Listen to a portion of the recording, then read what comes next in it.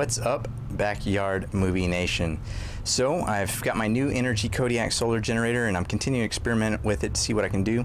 We're running a party today, and so I busted out the Margarita machine. And as you know, our website's all about outdoor entertaining, so I wanted to see, would I be able to run my Margarita machine out in the middle of nowhere, maybe on my boat, maybe out in my camper, if I had my solar generator. So let's go ahead and get started.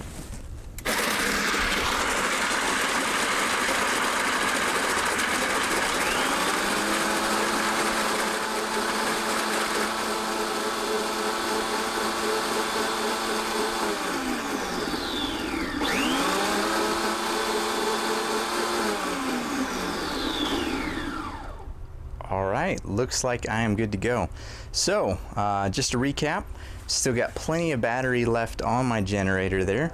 Was able to run my my frozen concoction machine with no issues at all. So again, maybe a great option if you want to take this bad boy out on the boat, if you want to take it camping, or if you want to hold a party out in a field somewhere or out in a park, you can do it.